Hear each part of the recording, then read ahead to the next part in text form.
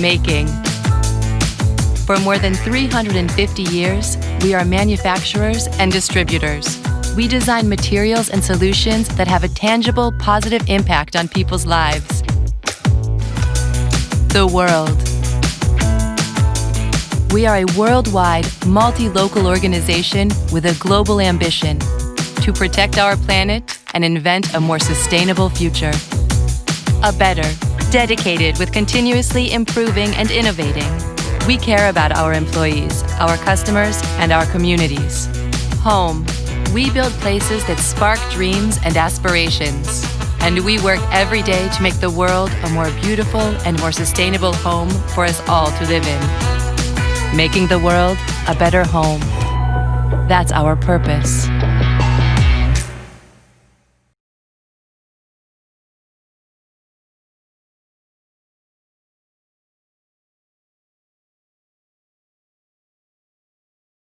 Ya pueden comenzar.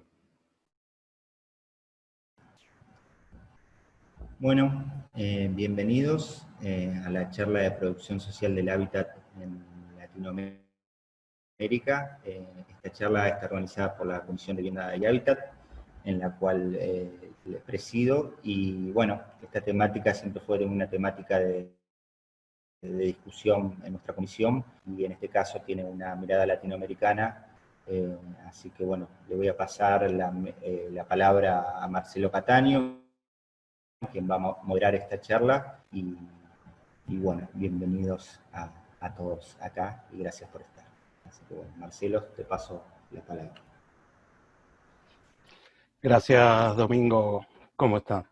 Bueno, ante todo, muchas gracias a los tres invitados que se acoplaron rápidamente cuando los invitamos. Gracias a la Sociedad Central que nos da este espacio. Bueno, voy a hacer una introducción un poco para meternos en la temática de la charla. Así que, bueno, arranco con eso. Bueno, sabemos que en nuestro país padecemos una histórica, profunda y estructural crisis habitacional. Durante este año, encima, convivimos con la pandemia del COVID, que ayudó a profundizar la crisis económica y social en la que ya veníamos sumergidos. Y en esta crisis habitacional la necesidad del suelo surge con más fuerza. Es pavoroso el problema de acceso a la tierra para los sectores más castigados de la sociedad. Desde el Estado Nacional se empujan iniciativas para intentar paliar la tremenda situación existente. Se creó el Ministerio de Vivienda y Hábitat, la verdad que lo hemos celebrado y nos parece muy interesante. Se impulsan programas de financiación, se lanzó un plan de suelo urbano, que la verdad que son todas medidas que sabemos que son necesarias, prioritarias, sin ninguna duda. En estos días todos vimos expresiones de esa lucha por el suelo. Vimos lo que pasó en Guernica, lo que pasó en Entre Ríos, lo que pasa en Costa Salguero. La pelea por el suelo para vivir por un lado y el suelo para hacer negocios por otro está presente. Lo que vimos la semana pasada fue bastante preocupante.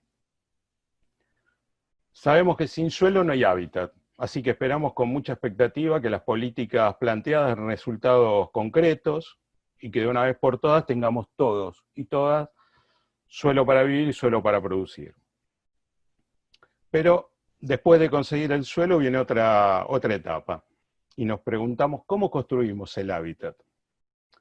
Y en este punto es donde en la Comisión de Vivienda y Hábitat de la Sociedad Central de Arquitectos empezamos a debatir qué rol ocupamos los profesionales en este escenario.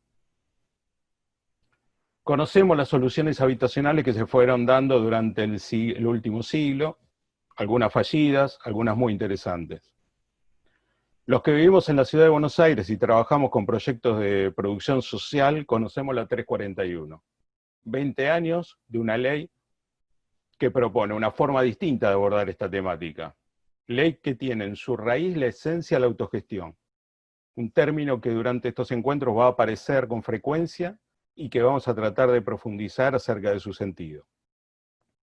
Hoy en Diputados descansa sin tratamiento un proyecto que podríamos decir que es la nacionalización de la 341. La Ley Nacional de Producción Social Autogestionaria del Hábitat Popular, que incorpora estos 20 años de lucha y trabajo y vuelca en un proyecto de ley que impulsa un colectivo de organizaciones de hábitat para que este proceso que se pudo hacer en la ciudad de Buenos Aires, con las limitaciones que tuvo, pueda ser una realidad en todo nuestro territorio. Producir sin lucro, producir bienes de uso, no mercancías, hacer viviendas para que la gente viva, ese es el objetivo. Y es por eso que hoy arrancamos esta serie de charlas. Esta es la primera que toma el tema latinoamericano, pero la idea es realizar otras charlas con experiencias de otros lugares, obviamente de Argentina, y invitamos a algunos compañeros para que nos cuenten. Producción social del hábitat en Latinoamérica, 3 profesionales, 3 ciudades, 3 experiencias. Este es el título que le da marco a esta charla, con una compañera y 2 compañeros que nos van a contar sobre sus trabajos y sus luchas. Nos dimos el gusto de invitar a la arquitecta Kaya Lazzarini de Brasil, al licenciado en comunicación Darío Rodríguez de Uruguay y al arquitecto Nahuel Quiroga Corbalán de Chile. Los 3 invitados en la actualidad son miembros de equipos profesionales interdisciplinarios que trabajan la temática de la producción social del hábitat. Justamente el planteo que hacíamos al principio. ¿Qué rol ocupamos los profesionales en esta historia? En primer lugar, vamos a darle la palabra a Darío Rodríguez. Lo voy a presentar a Darío, un amigo.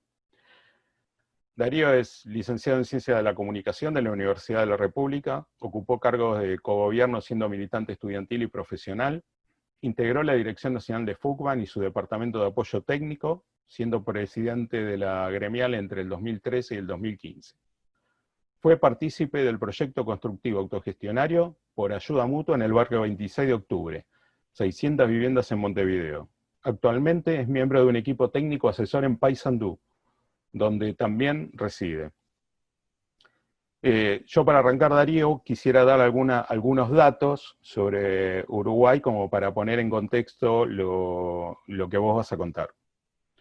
En Uruguay desde el 68 existe la Ley Nacional de Vivienda, que fue creada para atender la promoción de programas de vivienda social. Antes de eso, en el 61 se crea el CCU. El CCU es el Centro Cooperativo Uruguayo, un equipo interdisciplinario que en el 65 hace las 13 primeras experiencias de cooperativas de vivienda. Los conceptos desarrollados por este equipo inclusive fueron parte del armado de la ley de vivienda, de la ley nacional. Estaban pasando otras cosas en Montevideo, en Uruguay en realidad. En el 65 se realiza el Congreso del Pueblo, puntapié inicial de la unificación del movimiento obrero. En el 70 nace la FUCBAN, la Federación Uruguaya de Cooperativas de Vivienda por Ayuda Mutua, de la que Darío fue presidente del 2013 al 15. En el 71 se crea el Frente Amplio. Así que había toda una movida desde lo sindical, lo social, lo político, que daba, digamos, el marco para empujar esta ley nacional. Y ahora Darío nos va a contar la experiencia que están realizando en Paysandú y que obviamente tiene sus raíces en todo este proceso. Así que Darío, te doy la palabra para que nos cuentes lo que están haciendo.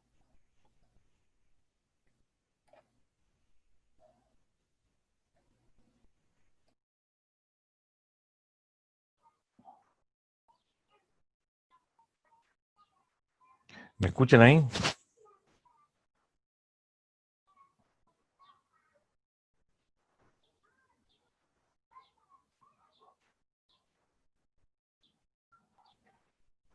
Sí, perfecto, Darío.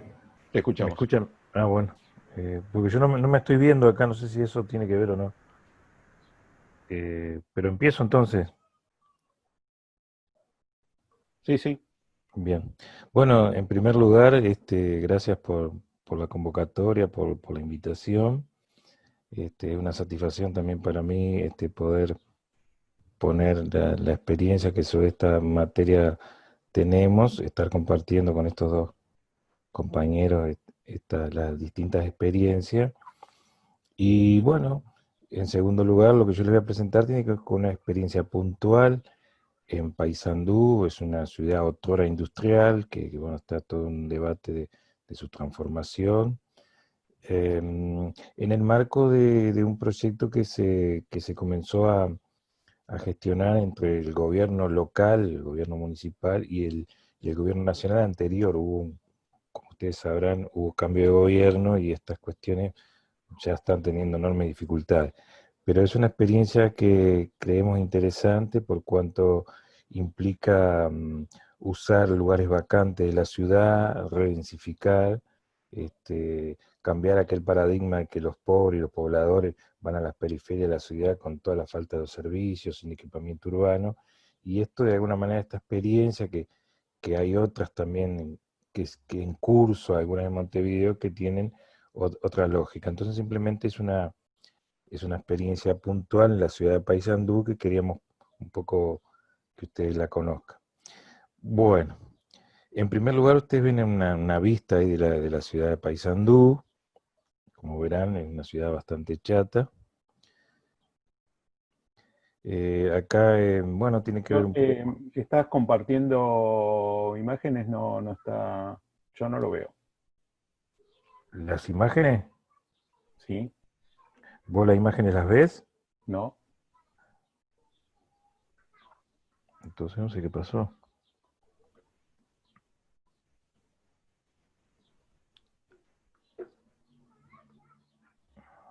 ¿Solo escuchás el audio? Te veo a vos, pero no veo la presentación. Ah, ¿qué habrá pasado entonces? Yo la presentación acá, claro, la tengo ¿La presente. pusiste para compartir? Para al S.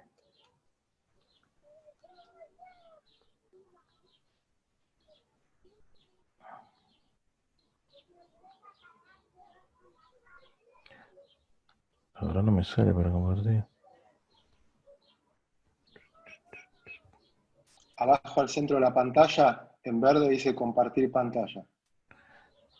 Sí, pero no me aparece a mí eso.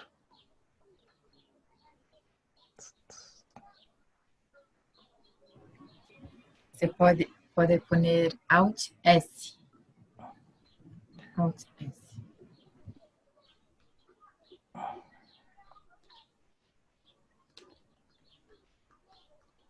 Sí. Espérate.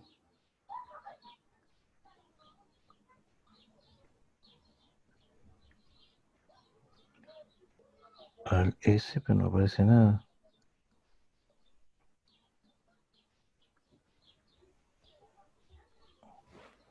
Disculpe, intente poner el Alt S mientras está viéndonos en Zoom.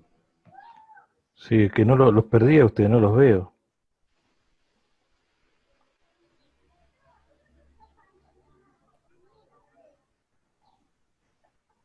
Tendría que volver a lo que es Zoom, verlos a todos y allí hacer Alt S para que se pueda compartir.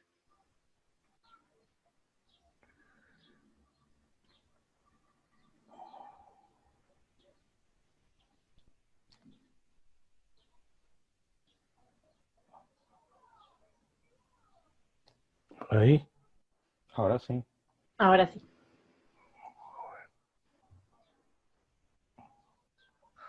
Bueno. Faltaría Esperemos que... Eso. Esperemos no tener contratiempos. Bueno, le decía que esta es es una vista de la ciudad de Paysandú. Como verán, es bastante chata, ¿no? Y bueno, es una experiencia que este es el edificio del municipio, de lo que sería para usted, para la compañía de Argentina, la gobernación. Esta sería la sede. Bueno, es un proyecto que está ahora lo vamos a ver, este proyecto es un proyecto que se despliega en una ex fábrica textil. Paysandú en su momento fue una ciudad industrial, de aquello de sustitución de importaciones, tuvo cierto auge ya por la década de los 40, y en ese predio es que se va a desarrollar, que se viene desarrollando esta experiencia en Pailán. Bueno, ahí tenemos también una mirada de donde el predio de la fábrica son 4 hectáreas, más o menos la mitad estaba edificada, el otro espacio de significaciones. Es un sitio consolidado de la ciudad, o sea, ahí tiene todos los servicios, pasa una de las avenidas principales, o sea que tiene saneamiento, agua potable, en fin, toda la infraestructura está disponible ahí. Es como les decía, un sitio consolidado de la ciudad y está en una zona norte de la ciudad que todavía queda alguna reminiscencia, pero otrora fue una zona industrial de la ciudad. Bueno, en su momento era una textil, que trabajaba mucho con el tema de exportaciones, eh, fruto de, bueno, de que es difícil competir con la producción china, pero además con malos manejos de empresarios para variar, que es una cosa que suele suceder, la textil esta se tornó inviable, ahí viene usted una lámina de la fachada, se tornó inviable y ahí hubo todo un proceso, porque en los gobiernos anteriores, los gobiernos, estos 15 años anteriores que estuvo el Frente Amplio, se desplegaron un conjunto de instrumentos vinculados al tema del cooperativismo, que los podíamos enumerar, pero excedería la charla de hoy, y una de las cosas fue, bueno, que de alguna manera se recuperaran fábricas, y en este caso se intentó una recuperación de esta textil vía cooperativa de trabajadores. Eso, bueno, el Estado hizo aporte, en fin, en la universidad aportó estudios, factibilidad y demás, pero al fin y al cabo, al fin del día, la propuesta no fue inviable, cayó porque no fue inviable. Bueno, eso como otras tantas cosas, en un lugar consolidado entonces de la ciudad, a poca distancia de la costa, de Río Uruguay, a pocas cuadras del centro de la ciudad, con una avenida que de alguna manera, la avenida Salto, que de alguna manera uno puede decir que o separa o une el resto de la ciudad, porque es una conectora esa avenida, para la zona norte de la ciudad que está llena de cooperativas de vivienda.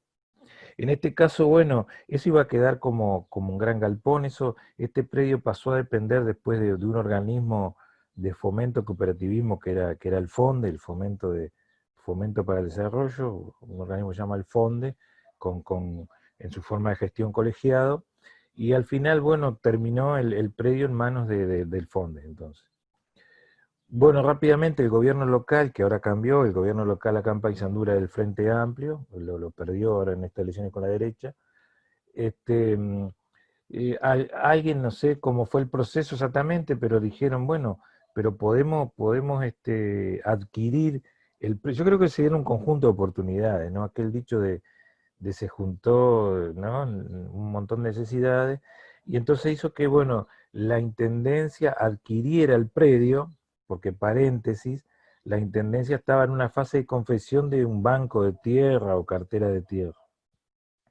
Entonces, bueno, el predio, una de las tantas cosas que podían suceder era que pasara a ser un galpón, un depósito, se iba a turizar, no tenía un destino específico, o bueno, o lo vendieran para algún emprendimiento inmobiliario, porque es, como les decía, un predio amplio, con mucha accesibilidad con todos los servicios. No obstante lo cual, con buen tino, a nuestro entender, el gobierno local, que se da de la mano con políticas que venía desarrollando el Frente, que yo les decía que tenía que ver con usarse lo vacante, darle otro destino a los suelos, categorizarlo, densificar la ciudad. Entonces el gobierno local adquiere este predio en el entorno de $1,5 millones. La Intendencia disponía el gobierno local de $500,000 para esa cartera que estaba armando, ese banco de tierra, y bueno, estableció un acuerdo con el vendedor por el cual el millón restante lo pagaban 8 años, y eso ameritó una cosa también adicional muy importante, que eso tuvo que tener anuencia o aval del legislativo local, que integran todos los partidos, entonces tenía que tener una mayoría especial. Eso se logró y bueno, entonces la Intendencia adquirió esto. La Intendencia lo que hizo, siempre en articulación con el gobierno nacional, tengamos en cuenta que que estas experiencias empiezan en el 2016 con el gobierno municipal local del Frente Amplio y el gobierno nacional del Frente Amplio, en acuerdo, entonces hacen un llamado a ideas. Hacen un llamado a ideas, bueno, en este predio, en el marco del ordenamiento de la ciudad, bueno, ¿qué podemos hacer tratando de integrar ciudad, integrar grupos heterogéneos, integrar distintas actividades a la ciudad? Bueno, hay un llamado de idea, bueno, se presentan una cantidad variopinta de proyectos, y bueno, da como resultado que se está estableciendo una serie de actividades y de construcciones ahí en ese predio, ¿no? Bueno, esto es la lámina que informaba la portada, digamos, del llamado, Concurso Público Nacional de Ideas, Arquitectónica y Urbanística.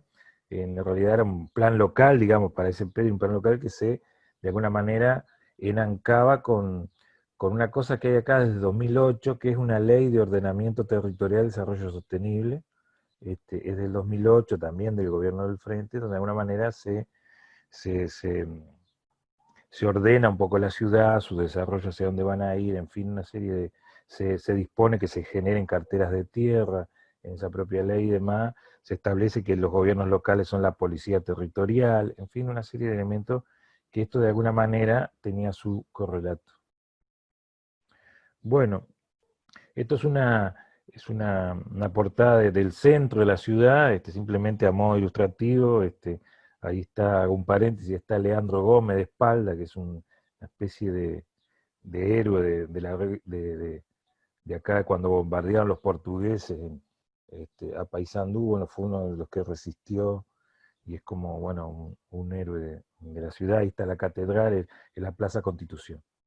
Bueno, entonces les decía que la Intendencia entonces adquiere el predio, pone sus capacidades técnicas, sobre todo las capacidades del Ministerio, bueno, al llamado se que hicieron, establecen las bases y demás, y bueno, y a su vez abre la participación de alguna manera a las federaciones, a los pobladores, a la gente organizada. Y ahí ustedes verán que una de ellas es muy conocida seguramente para ustedes, que es FUCBAN, pero entran a participar otras dos organizaciones. En este caso, la segunda organización se llama FECOVI, que es Federación de Cooperativas de Vivienda, pero la diferencia de FUCBAN es que, si bien es cierto que las dos federaciones aglutinan a cooperativas de usuarios, la segunda, en este caso FECOVI, es por ahorro previo. Esto es, en vez de hacer ayuda mutua, las familias ponen dinero, hacen un ahorro previo, ¿tá? Esa es la variante que tiene. Y la otra es una experiencia también de estos últimos años, interesante, aunque para nosotros no deja de ser contradictoria, que es una federación también que ha crecido muchísimo de cooperativa, en el seno a partir de ciertos sindicatos, en el seno del PICNT, ha crecido esta federación de cooperativas, pero la característica que tiene es que, si bien es cierto, hacen ayuda mutua, o sea, van a sus obras y trabajan la familia, son de propietarios individuales. Entonces algunos nosotros creemos que esto es una contradicción, que el movimiento sindical, pero en fin, eso también sería una larguísima discusión que no viene a cuento. Simplemente lo que le quiero plantear acá es que, bueno, que ese proyecto entonces, el Estado, digamos, a través del gobierno nacional y del gobierno local, establece un ámbito de participación. Que también es cierto, hay que decirlo, las federaciones tuvieron que empujar de alguna manera para que se abriera, porque no siempre, por más que sea un gobierno con cierta accesibilidad o más proclive a los planteos de las organizaciones sociales, a veces conviene empujar un poquito, ¿no? Bueno, entonces estamos acá en una presencia de una ciudad que tiene más o menos unos 77.000 habitantes, tiene una extensión, según me decían algunos compañeros, de 2.500 hectáreas, y hay una densidad poblacional de 100 habitantes por hectárea. Bueno, el Uruguay en su conjunto se discute mucho el déficit habitacional en Uruguay, ¿no? Porque no hay datos muy fidedignos, más allá que están los datos de censales, está en trabajo de la Facultad de Arquitectura, de las propias organizaciones, Pero bueno, se estima que estamos más o menos en el orden de 60.000 habitantes de déficit. Estamos hablando del déficit cuantitativo, ¿no? Porque después tenemos el déficit cualitativo. No obstante lo cual, en Paysandú, concretamente, se registra más o menos también un déficit habitacional de 4.000 viviendas, básicamente en la capital del departamento, y tenemos lo que en algunos lugares serían villas, o acá le llamamos asentamientos. Acá antes le llamaban cantegriles, ¿no? Ahora le llaman asentamiento irregular y que suena más pomposo, pero es lo mismo. Es simplemente a veces travestismo que se hacen en las palabras. Y en realidad, bueno, que es mucho, ¿no? Hay unos 29 asentamientos, la mayoría en la capital, pero también hay en el interior del departamento, en unos lugares más chicos, más poblados. Bueno, entonces ahí son lugares, bueno, a veces son terrenos ocupados, con todos problemas dominiales, sin acceso a servicios, con muchísimas dificultades. Y el Estado, bueno, a partir de, si bien esto venía de antes los gobiernos del frente, pero tiene un programa que ustedes ven ahí que dice PMB, que no es una sigla de un partido de Brasil, este, es, es el plan de mejoramiento barrial. O sea, el Estado tiene todo un programa donde básicamente urbaniza esos lugares, ¿no? En algunos casos puede haber relocalizaciones, pero básicamente, bueno, llega el Estado, bueno, y establece el policlínico, pone luz, en fin, a veces bonifica de algunos servicios, establece algún equipamiento urbano. Básicamente el Estado lo que viene haciendo eso. Entonces, de estos 29, hay unos 7 que están en proceso, digamos, de regularización. Bueno, un poquito hablando del proyecto en sí, este proyecto acá de Pailana. Ustedes ahí ven la nave de la fábrica, y como yo les decía, bueno, esto se inscribe en una ley nacional de tratamiento que es del 2008, que le da a los gobiernos departamentales el rol de policías territoriales, de ordenamiento de la ciudad, en fin, de autorizar permisos, de ver los usos del suelo, categorizarlo y demás. Y a su vez, bueno, esa ley habilita, digamos, que cada gobierno departamental haga proyectos locales, planes locales, que pueden ser interdepartamentales o interprovinciales, o regionales. Bueno, en este caso, bueno, la Intendencia de Paysandú elaboró un plan de ordenamiento local, y específicamente después, como un juego de muñequitas rusas, estableció un plan específico para el predio esto de la Ex Pailana, ¿no? Lo que ellos llaman un plan director. Bueno, esto fue como resultado del llamado de ideas, ¿no? Ahí lo que se dijo, acá ustedes ven el casco, digamos, de la fábrica. Esta es la avenida que yo les relataba, una avenida muy importante, Avenida Salto, que comunica con una ruta nacional y a su vez termina en la costa del río Uruguay. Cuando se diseña ese proyecto, se dice, bueno, ahí la idea es integrar población, integrar actividades. Entonces dice, bueno, nos interesa, dice el gobierno local y las cooperativas empujan, que haya planes de cooperativa, nos interesa que se construya vivienda para jubilados, que también es toda una discusión esa, pero digamos, nos interesa llevar un tecnológico. Acá con el Frente Amplio se creó una universidad tecnológica hace unos pocos años, que exista lo que se llama acá los CAI, que son atención a la primera infancia, niños de 2, 3 años, eso tiene mucho músculo, y a partir del cooperativismo, todo ese asociativismo, un espacio para emprendedores. Y eso en el marco, bueno, de equipamiento, de espacios públicos. Entonces, como ustedes ven, entonces dentro de ese marco lo que se define es que va a haber más o menos unas 500 viviendas, de esas 500 viviendas, unas 300 van a ser para el sistema cooperativo, en estas 3 federaciones que yo les decía, que FUBA, FECOBI y FECOBICI. Y aquí ustedes verán que está el diseño de las cooperativas, que no necesariamente van a terminar siendo como están acá. acá tenemos 1, 2, 3, 4, 5, 6, 7 y 8 cooperativas. ¿Ya? Lo que aparece como una novedad, sobre todo para Paysandú, aunque en Uruguay ya estamos dando paso en esa dirección, una cosa que después yo le voy a comentar es que tiene que ver que, bueno, que las cooperativas históricamente usaron mucho suelo, y ahora esto implica construir en altura. En el caso de las cooperativas, no tanto FECOBI, que su experiencia es más metropolitana, más vinculada a lo que sería, digamos, digamos la capital del país, tienen desarrollos muy importantes de torres en plena Rambla de Montevideo. Pero para el interior esto está siendo una novedad que ustedes imaginarán que ha implicado, bueno, grandes discusiones, debate con los pobladores, porque nosotros venimos de una cultura de, bueno, de grandes usos del suelo, pero en las periferias, entonces tenemos la cultura del asado, entonces por lo tanto necesitamos un espacio en el fondo de la vivienda para un parrillero y los domingos hacer el asado.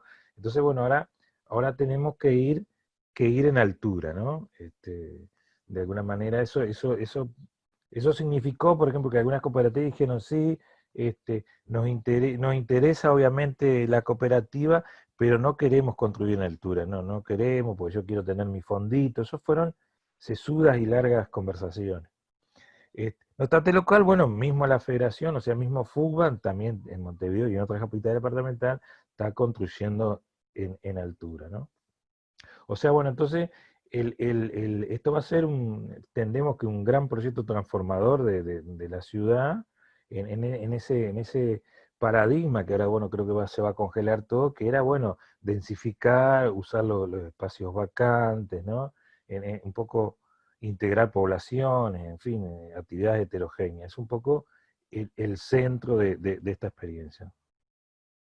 Bueno, debo decir que a los efectos concretos para esta experiencia se crearon cooperativas, porque las cooperativas, por suerte que había, ya tenían terreno adjudicado en otras partes de la ciudad, y de la mano de que, bueno, que había que rápidamente montar cooperativas, o las cooperativas que había, como yo les contaba, no le interesaba ir en altura, se generaron cooperativas. Bueno, el Estado, a través de la experiencia que tenía el gobierno nacional, sobre todo con sus distintos instrumentos, como la Agencia Nacional de la Vivienda, estableció ciertas pautas para adjudicar los lotes. Eso se fraccionó, se loteó, bueno, se estableció una serie de criterios, algunos bastante interesantes, otros discutibles, pero en todo caso, siempre esta cuestión de la implementación puede haber puntos de vista divergentes, pero que no invalida, digamos, el proyecto de fondo. Y como yo le mencionaba, acá tenemos una lámina de una mirada de por donde entraban los trabajadores a la fábrica. Ahí tenemos un tanque, que eso se estableció que quede como de alguna manera una seña de identidad, ¿verdad? de aquel Paysandú industrial, bueno, que eso quedara, sin perjuicio que esta zona que ustedes están viendo está en estudio de alguna manera. ¿Qué es lo que se va a hacer? En algunos casos va a haber algún reciclaje, eventualmente después podrá haber también cooperativas de vivienda, porque nosotros también tenemos experiencia en reciclaje, o sea, hay un marco legal también para reciclar antiguas casonas o grandes espacios construidos fabriles donde la cooperativa puede reciclar y, bueno, y el Estado financia eso también, ¿no? Bueno, eso aparte de que va a haber espacios públicos, equipamiento, va a haber centro de salud, o sea, va a haber una especie de lo que nosotros llamamos policlínico, va a haber lo que yo le decía, eso del tecnológico, bueno, seguramente que está en la zona, la escuela y el liceo se van a tener que reforzar, porque va a significar el aterrizaje de miles de personas ahí en ese espacio de la ciudad. Y bueno, también después habrá que ver alguna cuestión más vinculada al tema del tránsito y demás, porque en Uruguay, en la escala uruguaya, naturalmente, el parque automotor ha crecido enormemente, que creo que es una realidad, no sé si del mundo, pero por lo menos en nuestros lugares, disparate lo que ha crecido el parque automotor, ¿no? Que también sería objeto de otro debate.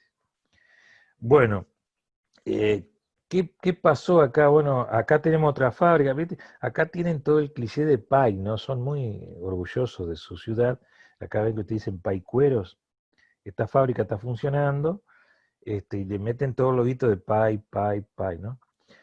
Bueno, entonces le decíamos que en ese proyecto iban a participar las cooperativas a través de sus federaciones, integró una mesa de trabajo, y ahí en la conversación las federaciones plantearon, bueno, pero como este es un proyecto piloto, en Uruguay como que era el primero, ahora hay algunos más en curso, nosotros queremos que las cooperativas no lleguen al crédito por el mecanismo normal. El mecanismo normal hoy son sorteos y una serie de etapas en el sorteo y demás, que después en todo caso se lo puedo comentar. Entonces, bueno, la federación empujaron para que de alguna manera, como estaban en el territorio, las tres organizaciones, FUCBAN, que tiene muchos años acá, prácticamente desde que nació, FECOBI, FECOBICI, FECOBICI más nueva, dijeron, bueno, ¿por qué no de esas 8 cooperativas, el Estado que ponga el crédito en forma directa, o sea, que ponga la plata ya, y se le da a una cooperativa por federación? En el caso de FECOBI no había mayor dificultades porque tiene una presencia más débil acá en el territorio, y además armó una cooperativa a los efectos, que es la foto que ustedes están viendo. Esta es la cooperativa FECOBI que está en pleno proceso constructivo, son 4 niveles más la coronación de un Zoom. Dijeron, bueno, está fenómeno, hacemos acuerdo. Entonces el Estado consiguió por fuera, no sin discusiones, porque en otros departamentos o estado o provincia, la gente saltaba, bueno, yo también tengo terreno, yo quiero que me den el crédito mañana, ¿no? Pero bueno, le dieron entonces a 3 cooperativas el crédito en forma directa.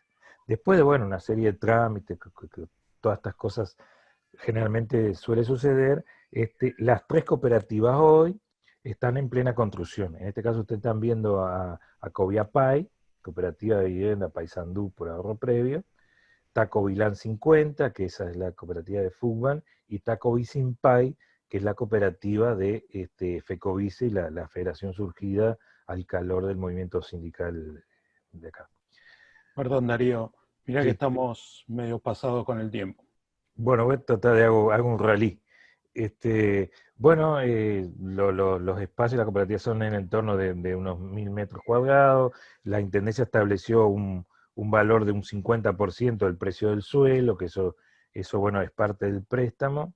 Y las 5 cooperativas restantes entonces van a pasar a régimen usual de los sorteos, y se estima que, bueno, que ahí cuando esté todo a full va a haber 1100, 1200 personas por hectárea, y en el momento pico nos vamos a ir a 1500. Bueno, hay un conjunto de desafíos, lo dejo por acá, hay un conjunto de desafíos para la producción social del hábitat, que tiene que ver con esto que yo lo mencionaba, me pasaba el cambio de paradigma, todo aquello vinculado al ordenamiento del territorio, a la ciudad integrada, a una ciudad heterogénea, y en fin, con equipamiento y una serie de cosas. Pero bueno, creo que además terminaba por acá. Sí, terminaba por acá. Espero haber sido claro. Sí, absolutamente. Gracias. La verdad va a ser viendo lo que es Paysandú, este emprendimiento, va a ser algo, Sí, una bomba, ¿no? En el medio.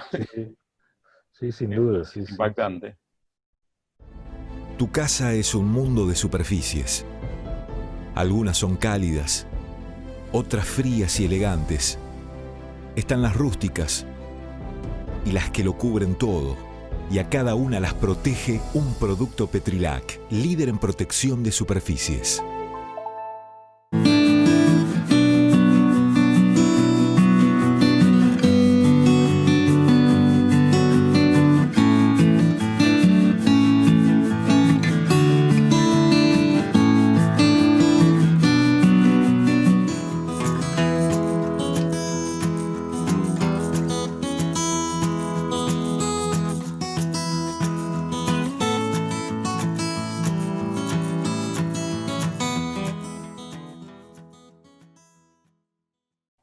Bueno, vamos a continuar le vamos a dar ahora la palabra a Nahuel Quiroga, de Chile. Nahuel es arquitecto de la Universidad de Notre Dame de Estados Unidos y doctorado de Filosofía por la Universidad de Chile. Sus trabajos se orientan a la producción social del hábitat y patrimonio en el ámbito académico, como también con los movimientos sociales, formando parte del área de infraestructura del Espacio Santa Ana. Población Obrera, que es un edificio de 1898, y el Espacio Santa Ana son dos hitos realmente que están ubicados en un cerro de Valparaíso, el Cerro Cordillera, sobre el Camino de Cintura, ¿no, Nahuel? Creo que espectacular el lugar. Sí, en 2006, cuando se inicia el proyecto de rehabilitación, el edificio estaba habitado por 28 familias que en conjunto eran dueñas del predio. El equipo les propone generar un trabajo de proyecto participativo para trabajar el reciclaje de este hermoso edificio enorme, y el equipo se instala directamente su oficina en el lugar como para conocer el movimiento y cómo funcionaba, y a partir de ahí trabajar con los vecinos en el proyecto. Así que bueno, Nahuel, te dejamos para que nos cuentes sobre esta experiencia. Ok, muy buenas tardes. Agradezco la oportunidad, primero saludar a Kaya, a Darío, compañeros también, también Marcelo. Realmente creo que encontrarse de nuevo con las redes que uno ha ido formando durante estos años, y específicamente como eje nuclear que ha sido Argentina, específicamente Buenos Aires, el movimiento Guante Inquilino, agradezco que estas cosas puedan ocurrir. Y sí, voy a hablar, creo yo, sobre efectivamente la población obrera y Espacio Santa Ana, que son dos espacios realmente, un cerro fundacional de Valparaíso, que es el Cerro Cordillera, siendo la población obrera la primera vivienda social, y en ese contexto lo que voy a tratar de hacer es tratar de poder situar una discusión que más que nada hemos tratado de poder ir sintetizando estos últimos 20 años de trabajo que hemos podido desarrollar, y en una tensión que nosotros encontramos que en este momento está más expuesta que nunca, y que tiene que ver efectivamente con las representaciones en general. Y específicamente también cruza la arquitectura, y lo que nos interesa en este caso, desde la producción social del hábitat, es el cruce, en este caso, entre arquitectura y política. La arquitectura pudiera ser un medio para la emancipación, en esa lógica lo estamos pensando. La práctica arquitectónica cambiaría también las formas de pensar la profesión, y efectivamente hacerla transdisciplinar, pero más que eso también destituir la lógica profesional, y realmente cualquiera pudiese hacer arquitectura. En esa lógica estamos de otra manera pensando estos proyectos. Me gustaría poder aclararlo.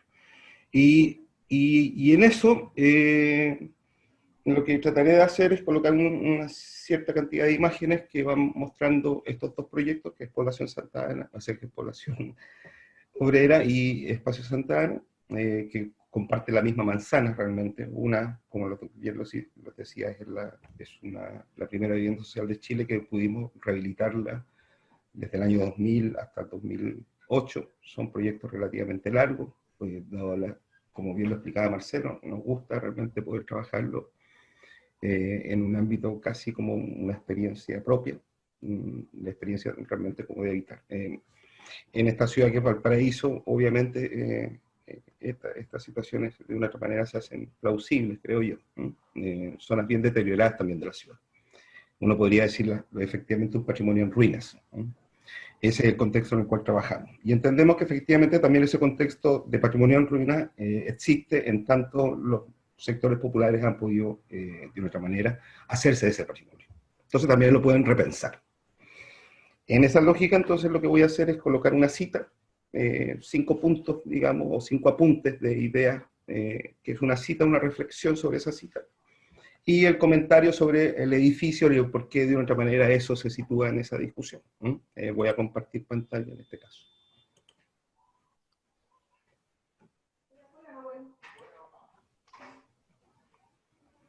Ya.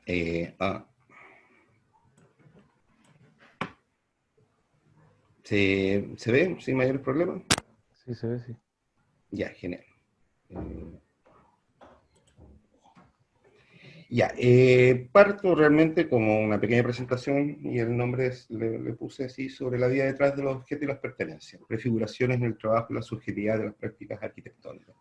Las dos imágenes que aparecen no son efectivamente del espacio central, son de otro espacio, que se llama Taller El Litre, que queda en otro cerro de Valparaíso, un espacio dedicado principalmente entre vivienda y realmente una práctica, en este caso de un taller dedicado al arte escénica.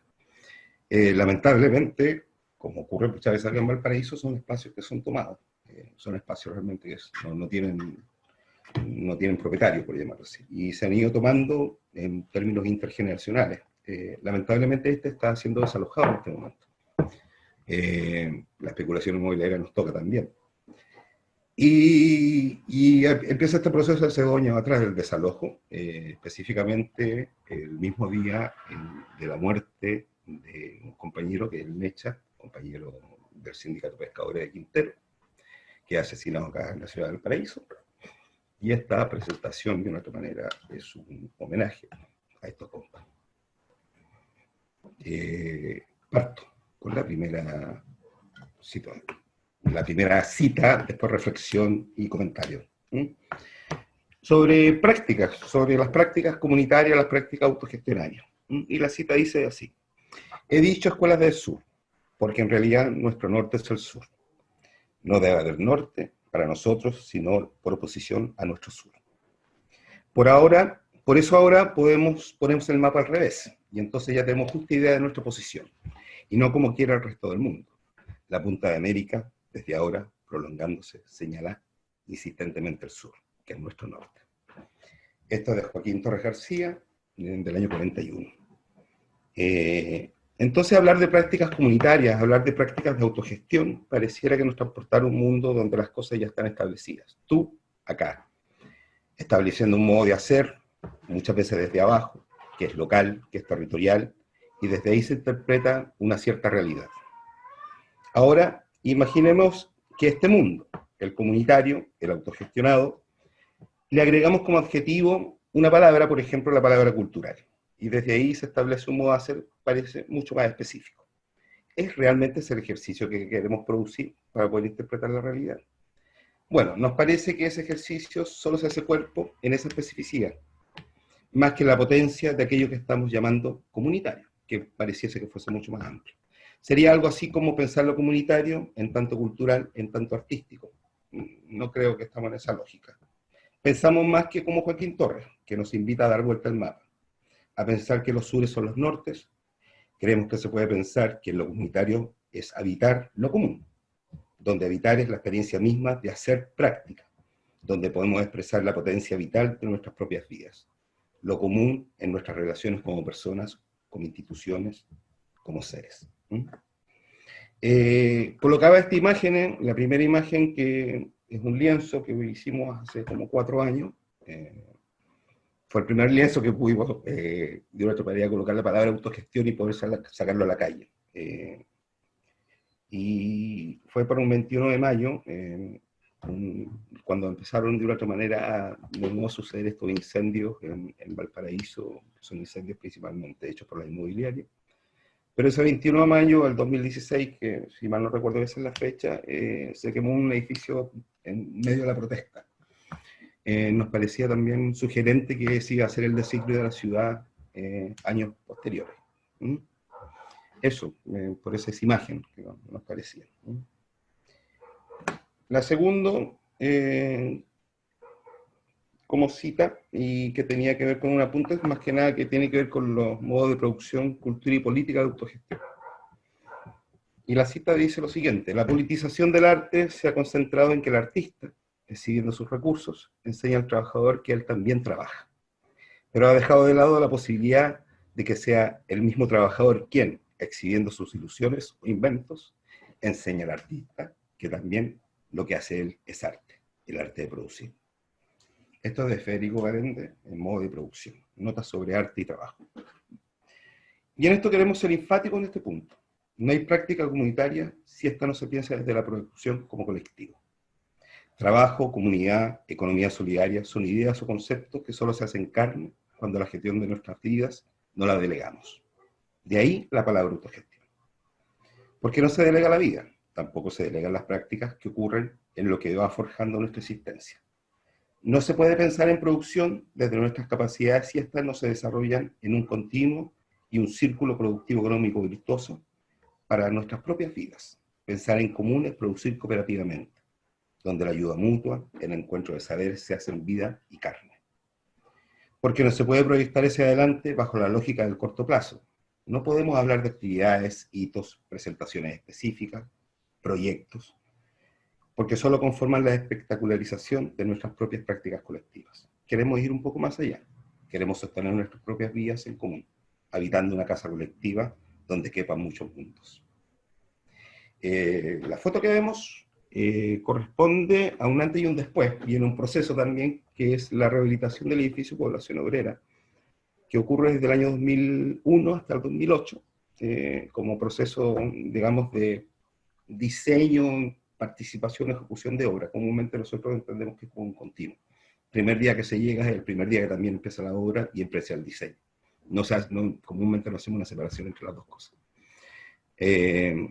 Pensamos haciendo o ocupamos nuestras manos para pensar en esa lógica. Bien, como lo decía Marcelo, en este proyecto el desafío fue hacer un equipo interdisciplinario. Convocamos a diferentes arquitectos de la ciudad, entre ellos Raúl Araña, Teguardo Quiroga, Esteban y otros más, que nos parecía de una manera sugerente de que ellos se pudiesen instalar en el mismo edificio, a pensar en el proyecto con la gente.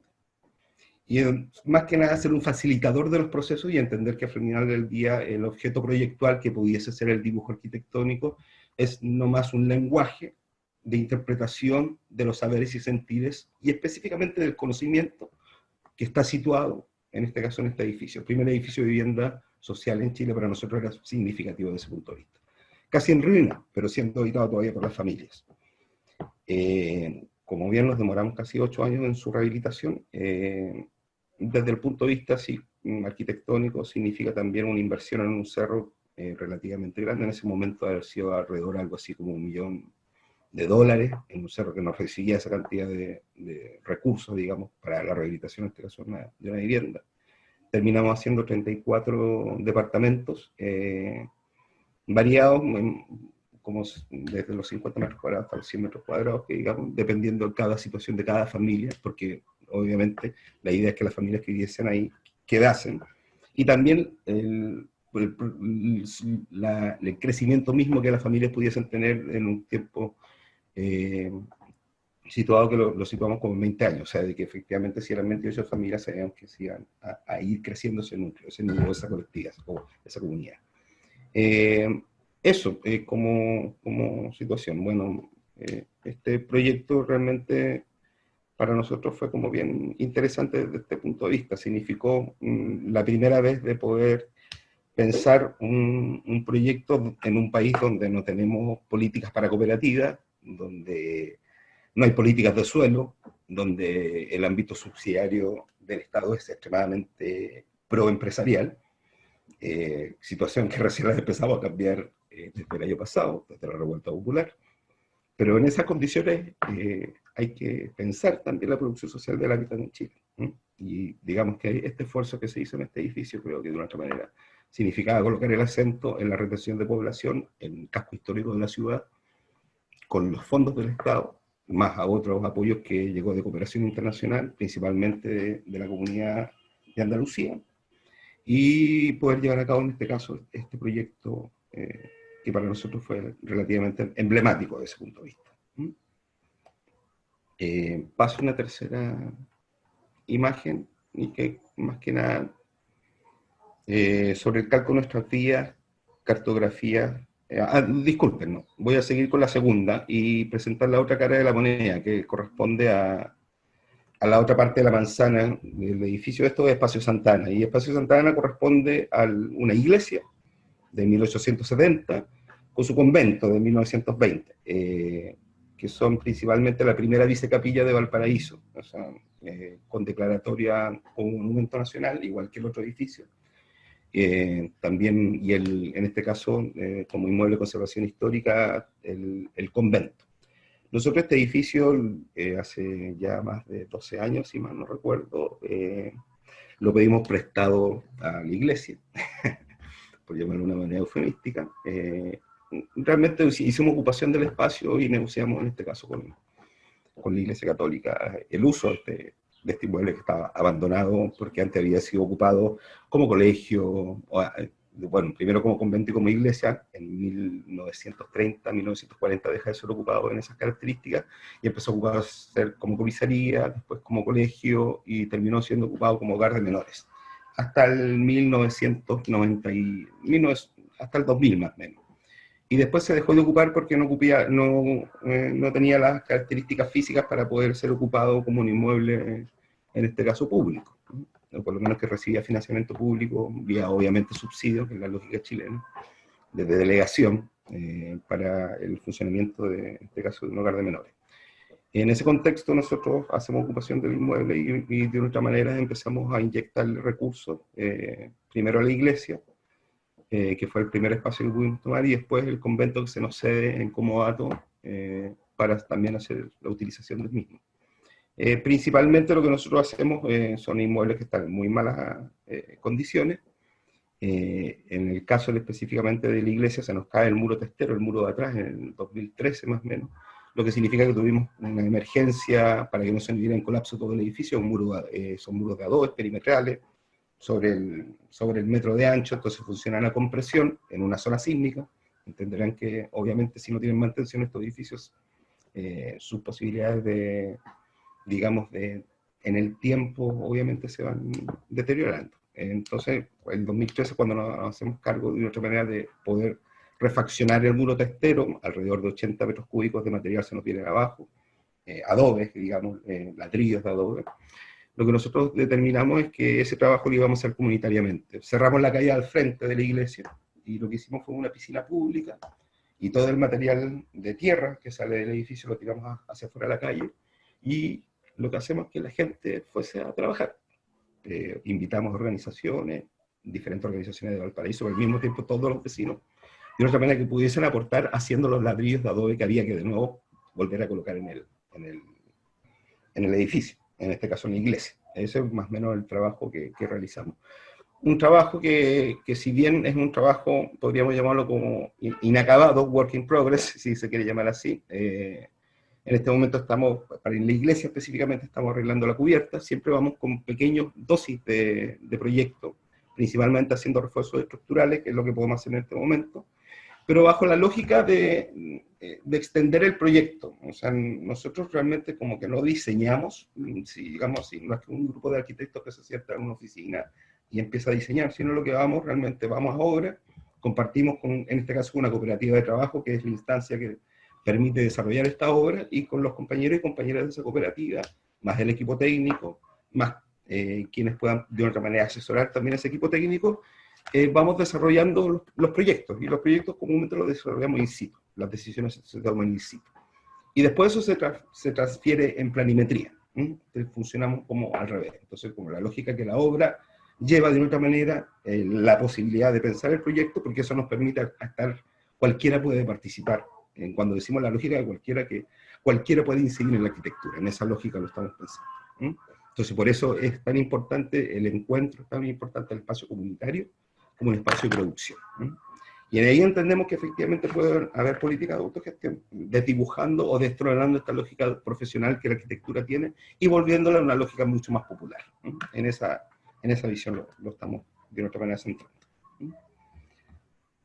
Eso, entonces voy a mostrar por lo menos hasta esa parte aquí y me gustaría seguir. Cartografía del patrimonio como potencia. Y una pequeña cita de Carmen Berenguer, una poetisa de acá de la ciudad de Valparaíso. Como eran mujeres errantes, la memoria también era peregrina. Pasaba de un lugar a otro, narrando el último sitio, el último conocido, el último barrio, la última ciudad. Y se llevaban horas conversando, como si el tiempo estuviera detenido. ¿Dónde estarán esos muchachos que escondimos la noche del golpe? ¿O qué será de doña Herminda? ¿O cuándo dormía con la tía Mercedes. Al preguntarle por mi padre, me respondía: ¿quién robó la corona de la Virgen? No sé, decía y me reía. Entonces repetíamos las dos. Los ladrones fueron. Y así jugaba conmigo y con mi imaginación para escapar a la pregunta. ¿Qué pasa con la gentrificación?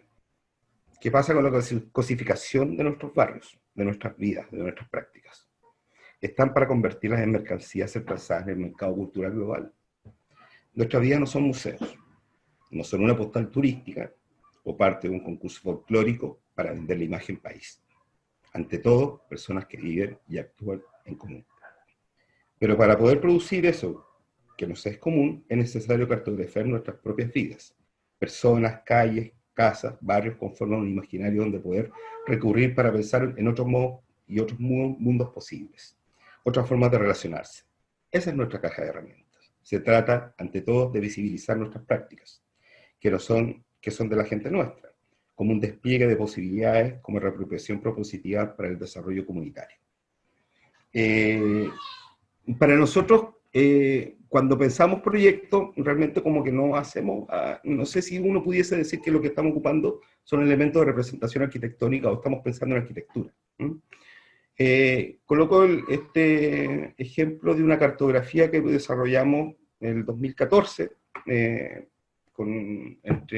conjunto con el colectivo iconoclasta, colectivo cartográfico en este caso de Argentina, y el Centro de Residencia Artística Contemporánea de Valparaíso, el CRAC, y más Espacio Santana. Entre los tres, estábamos bajo la lógica de pensar realmente, bueno, qué estaba pasando en la ciudad con la gentrificación, o nosotros lo que ya estábamos llamando como la turistificación.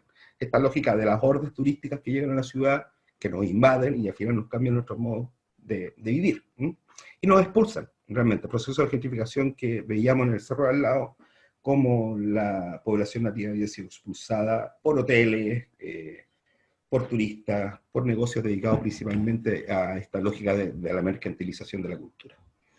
Pero nos pilló en un proceso cuando nosotros empezamos a pensar esta cartografía, que fue el 22 y 23 de abril del 2014, una semana antes hubo un mega incendio en Valparaíso, 2.500 casas se queman, parte de la parte alta de Valparaíso que conurba, en este caso con explotación forestal, entra en incendio. Y obviamente lleva un colapso a la ciudad, el primer colapso que vemos en el 2014. Entonces nosotros seguimos esta cartografía pensando primero en empezar la gentrificación, pero dado a este acontecimiento, se nos desdibuja un poco y se nos coloca efectivamente en tratar de entender qué estaba pasando en la ciudad y por qué este incendio ocurría y qué era lo que de una otra manera estaba detonando esta situación. La cartografía se... Perdón que te moleste, pero guarda con el tiempo. Ya, vale, voy corto. ¿Ya? Y la cartografía de una otra manera, lo que la frasecita que sale ahí, te invité yo a ir aquí, era la respuesta que le da el alcalde, en este caso un poblador que se le había quemado la casa, cuando él le preguntaba de por qué no tenía en este caso agua. Y la respuesta que le da el alcalde era: te invité yo a vivir aquí. Yo creo que demostrado de otra manera la noción de la clase política que nos gobierna y que todavía nos sigue gobernando. Una situación de desprecio por los sectores populares que lo podemos ver hasta el día de hoy. Bueno, la cartografía al final nos mostraba unas ciertas lógicas de cómo se toman las decisiones, la turistificación de la ciudad, cómo los procesos de una otra manera se repetían de expulsión de la población, y que son cosas que de otra manera, la cota de invisibilización, como los pobres no se muestran, pero sí sus casas, porque son buenas para las fotos, digamos, ese tipo de cosas. Entonces nosotros creemos que también eso es arquitectura, desde ahí también se puede hacer arquitectura. Pensarnos es hacer también arquitectura.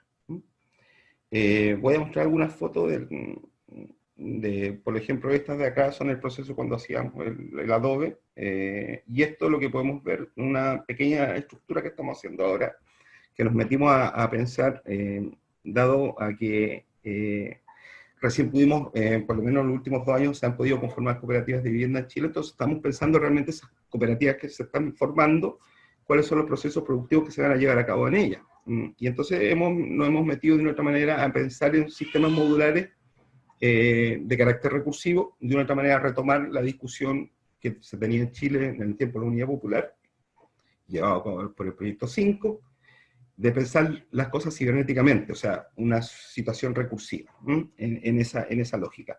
Y obviamente nosotros no ocupamos casi hormigón, somos personas, no sé, bueno, no tenemos una afinidad con el hormigón, y comúnmente lo que ocupamos es material que podemos reciclar. En este caso madera, que esta ciudad está construida más del 80% en madera, entonces reciclamos la madera de las casas que se van cayendo en esas demoliciones, madera de buena calidad. Y lo hicimos efectivamente con estructura en este caso con estructura de acero, lo que permite ir creando ciertos pilares y vigas que nos permiten de otra manera ir buscando sistemas de recursividad para el posicionamiento, en este caso, de viviendas, prototipos que se pudiesen desarrollar a posterior. En eso, y estamos haciendo, en este caso, el pequeño experimento en unos baños que estamos haciendo también en el espacio Santana. Otras fotos de esos pequeños baños que estamos haciendo, que son estos de acá, o sea, que está de acá, parte de los baños con los detalles constructivos, y una pequeña foto digamos, de la capilla a la cual vamos a empezar nuestra quinta etapa el próximo año, que es realmente ver la reestructuración de la cubierta. Bueno, eso, traté de hacerlo más sintético. Gracias, Nahuel. Muy interesante, se ve que le gusta meterse con problemas grandes a ustedes, porque lo que han mostrado fue impresionante. Bueno, ahora vamos a darle la palabra a otra de las invitadas, la arquitecta Kaya. Hola, Kaya. Kaya es estudió en la Universidad de San Pablo, la Facultad de Arquitectura y Urbanismo. Es licenciada en Arquitectura y Urbanismo de la Universidad Estadual de Campiñas. Tiene experiencia en Arquitectura y Urbanismo, enfocándose en planificación y proyectos de la construcción, actuando en temas de patrimonio ferroviario, patrimonio histórico, patrimonio arquitectónico. En los finales de los 80, ahora ya vamos a meternos un poco en contexto para hablar de lo que está haciendo Kaya hoy, en la actualidad. En los finales de los 80, en Brasil, se produce un gran incremento de la población en las ciudades, un proceso que se ha dado en casi todos lados, con crecientes niveles de pobreza, desempleo y sobre todo falta de tierra urbana. En esa época empiezan a surgir organizaciones sociales que empujan los primeros programas de vivienda autogestionada, ¿no? Este tema de la autogestión que viene apareciendo en todos lados, ¿no? En todas las charlas, y que nos parece importante resaltarlo. Y obviamente todo esto con el foco puesto en San Pablo. En este contexto se forma el equipo Usina, Centro de Trabajo para el Ambiente Habitado. Así que, bueno, ahora dejamos a Kaya que nos cuente su trabajo en Usina, justamente. Bueno, buenas noches. Muchas gracias, Marcelo Cattaneo, por la presentación. Muchas gracias a la Sociedad Central de los Arquitectos y especialmente a la Comisión de Vivienda y Hábitat. Y saludos a Nahuel y Darío. Muy interesantes las presentaciones. Yo les pido disculpas por mi malo español. Yo viví en Buenos Aires, en Argentina, en 2013, ocasión que yo conocí a Marcelo y también conocí a Nahuel cuando fui a Chile. Estuve estudiando en la maestría la Ley 341, que ya fue citada acá, como una de las experiencias latinoamericanas que creo es una de las más avanzadas en términos del estadio, los movimientos presionando el estadio para que la autogestión sea reglamentada.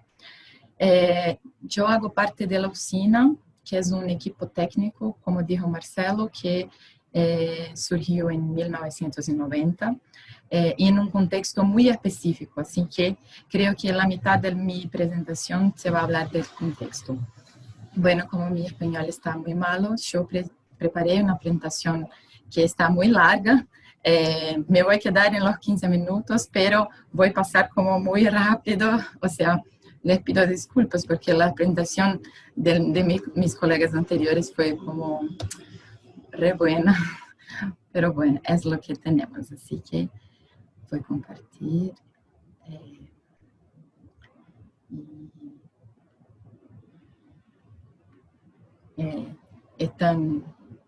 Están como viviendo, ¿sí? Ya. Se ve. Vale. Bueno, entonces voy a hablar desde, yo hago parte de Usina, que es una asesoría técnica. ¿Cómo surgen las asesorías técnicas?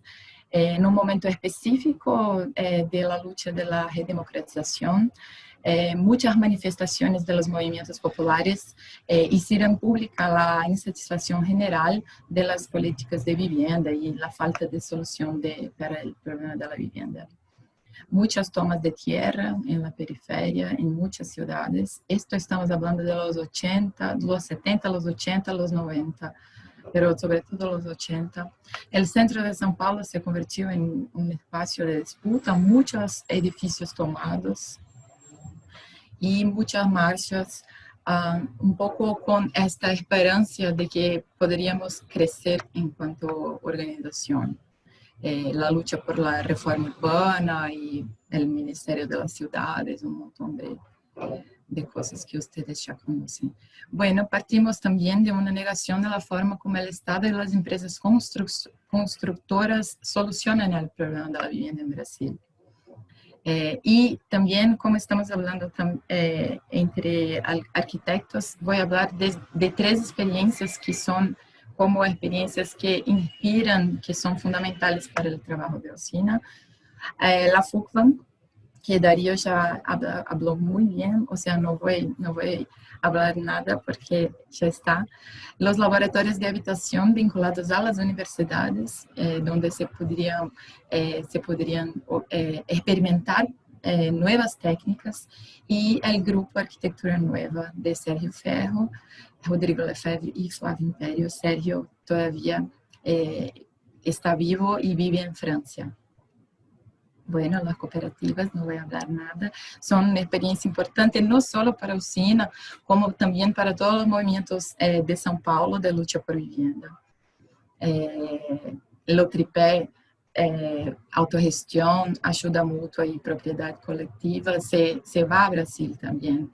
Y bueno, claro, la más grande dificultad fue con la propiedad colectiva. Los laboratorios de vivienda, como lo dicen, en los 80, y este es el laboratorio de la Unicamp, donde hicieron la vivienda de los estudiantes, con paneles premoldados, que también dio origen al trabajo de Usina. Los fundadores, por ejemplo, trabajaron en este proyecto, todo con paneles, como también el sistema de SEVE de Córdoba, de Argentina. Y bueno, el grupo Arquitectura Nueva, que tenía un pensamiento crítico sobre todo acerca del espacio de la obra, ¿no? El papel del diseño, del dibujo y cómo esto influenciaba en la obra, o sea, el rol del arquitecto, esto que ya dijeron también nuestros compañeros. Bueno, ¿cómo trabaja Usina? En autogestión interna, buscamos la autogestión interna, o sea, todos tenemos responsabilidad. Yo estoy hace 10 años en Usina, en este momento específico, hace un mes yo estoy de licencia, me voy un poco a profundizar en el doctorado, estoy en los últimos 2 años, pero es eso, Usina es un grupo.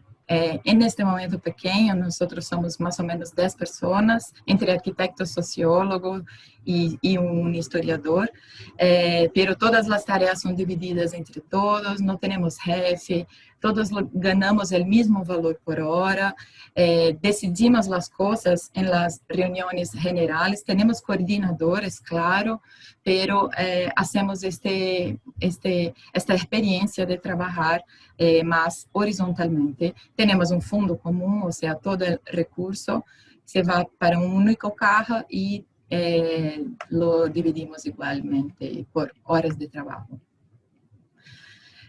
Bueno, déjame ver mi tiempo. Dale. O mutirão esta palabra mutirão tiene que ver con ayuda mutua, pero no es igual. Mutirão es una palabra que en tupí, guaraní, creo, y en español a veces dicen minga, que es como ese trabajo colectivo que no tiene que ver con ganas, con recursos, con nada de eso, pero sí con la solidaridad, con esto de trabajar junto. Entonces, el mutirão autogestionado, estas dos palabras se quedaron muy conocidas, sobre todo en São Paulo. Estoy hablando de una cosa muy específica, ¿viste?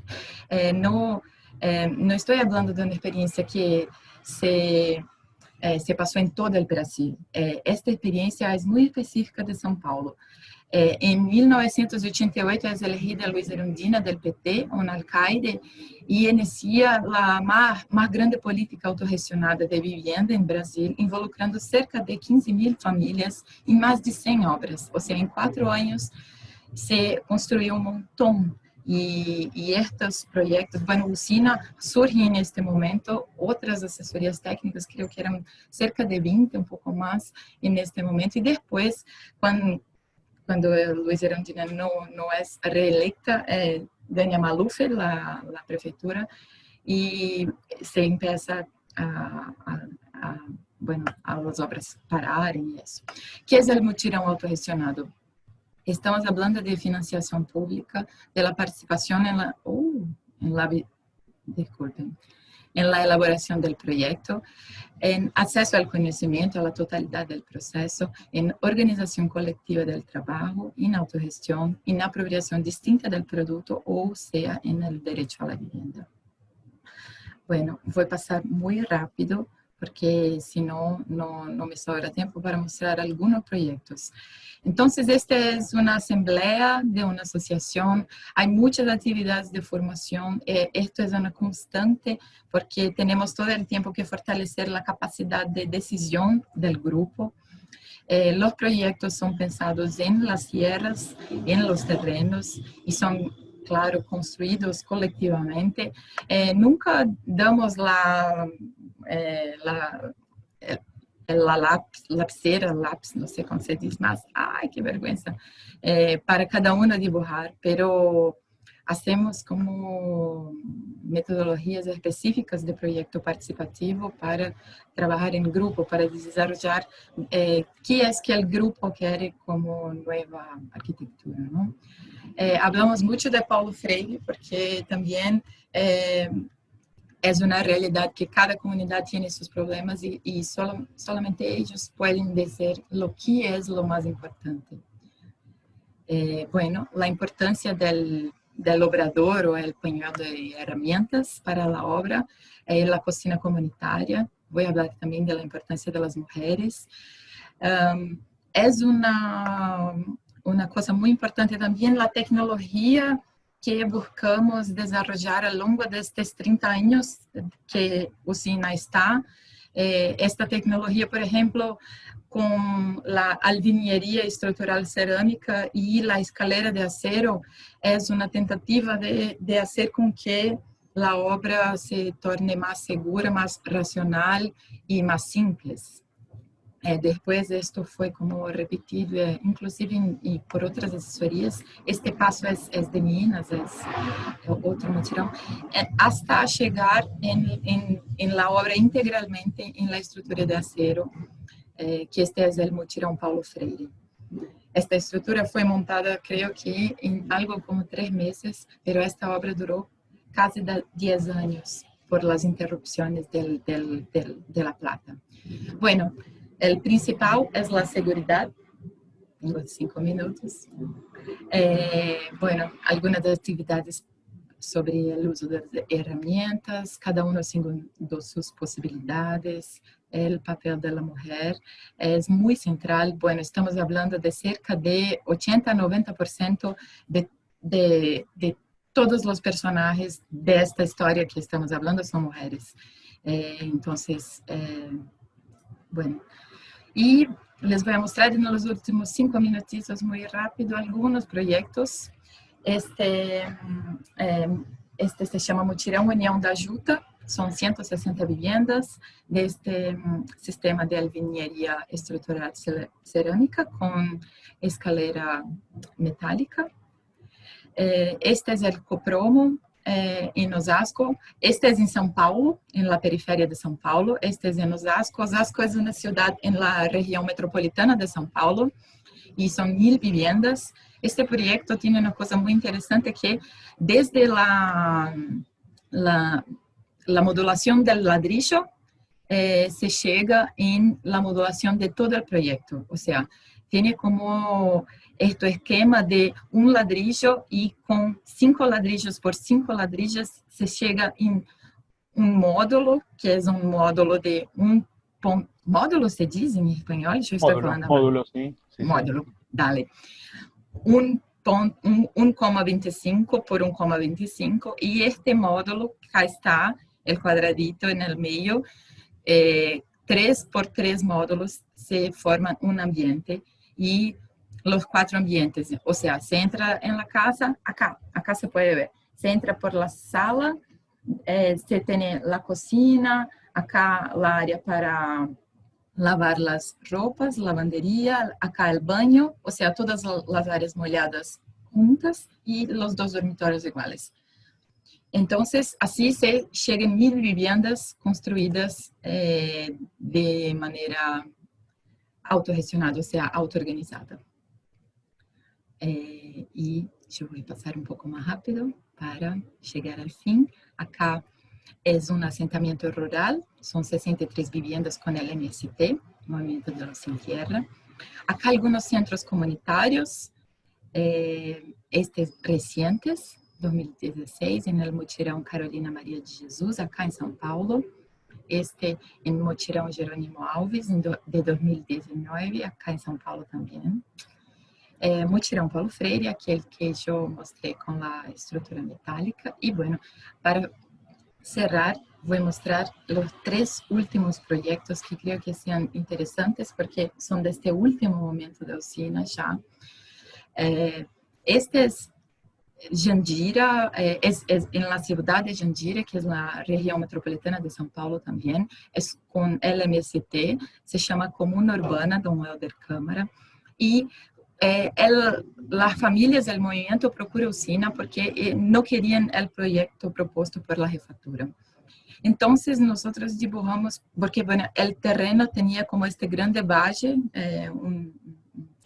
y nosotros siguiendo la topografía, respetando el terreno, diseñamos otro esquema de las viviendas. Bueno, ellos también no querían predios altos, querían casas, casas, bueno, y nosotros hicimos sobrados, como casas sobrepuestas, y que están organizadas segundo el modelo organizativo del MST, o sea, se forman estas pequeñas pracinhas, estas placitas, que son como núcleos menores, para que, por ejemplo, las mujeres se puedan mirar los hijos en cuanto están a cocinar y para que otras mujeres se puedan mirar los hijos colectivamente, o sea, una manera de colectivizar también los cuidados. También con una guardería, creche, infantería, que es ese, con las bóvedas. Guardería, sí. Y bueno, estos son los últimos 2, voy a presentar, que son los 2 proyectos dentro del programa Mi Casa, Mi Vida Entidades, que ya no está más en Brasil, ya está como en el, bueno, no sé, se va a acabar.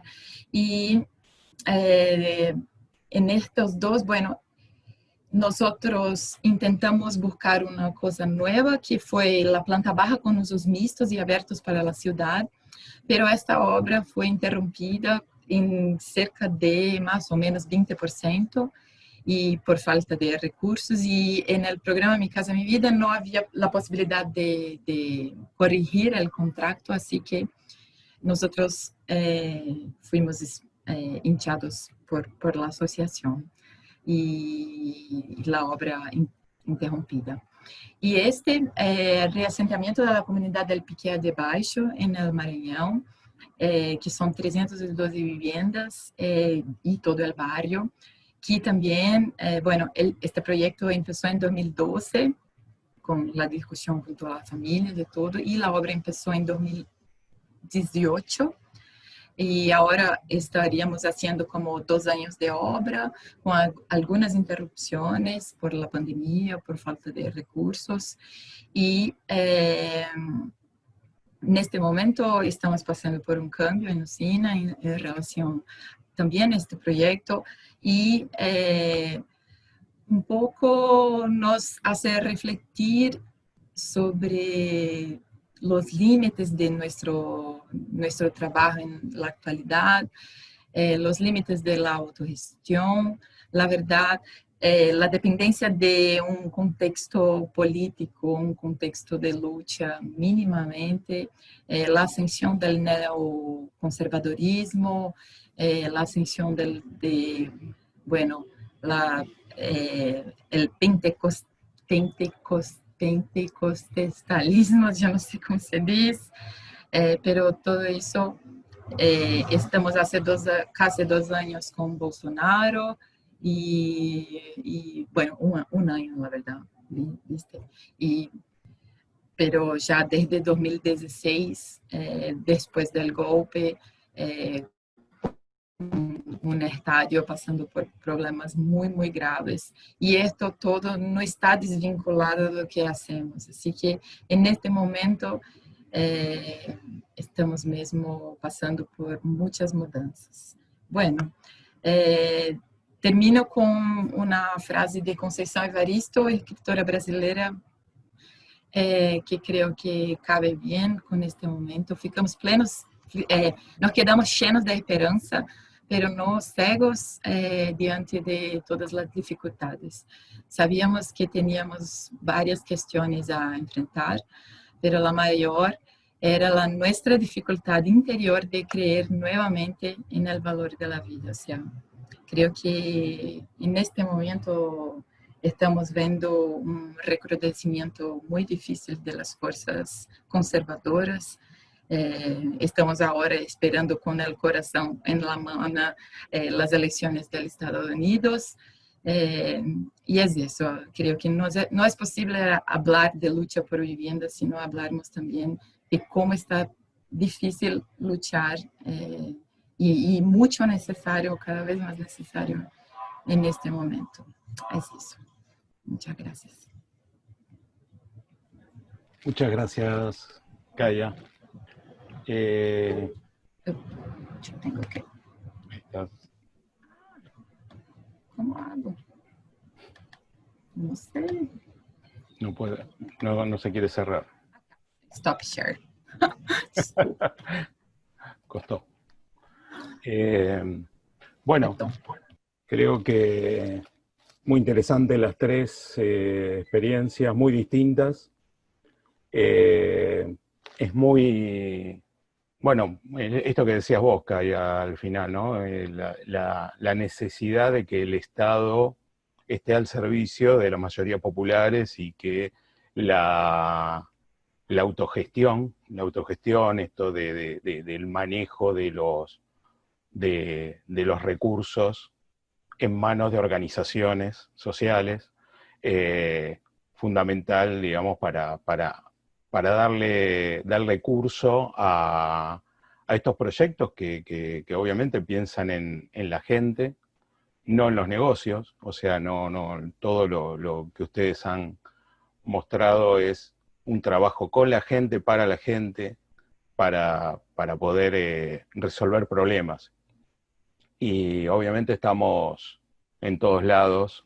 Esto, lo que han mostrado ustedes, claramente se ve que en todos lados estamos con la misma problemática del momento que estamos viviendo en el mundo. Y bueno, creo que la necesidad de empujar lo colectivo es lo único que nos puede sacar de estos problemas, ¿no? Y después lo otro muy interesante, digamos, las prácticas de cada equipo, totalmente, digamos, en el mismo sentido, pero muy distintas, muy interesante, la verdad. Esto de que decíamos al principio, el rol del arquitecto en en qué rol ocupamos los arquitectos y cómo nos vamos enganchando y cómo vamos empujando todos estos procesos. No sé si alguno de los compañeros de la comisión tienen alguna pregunta, o si alguno de los compañeros que hablaron tienen algún tema que quieren, por lo menos en los últimos minutos que nos queda de la charla, si tienen algo que les quedó ahí pendiente y quieren tratarlo, adelante.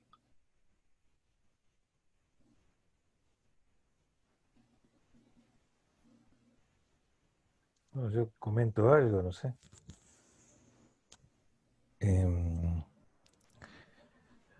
¿Se escucha? Se escucha.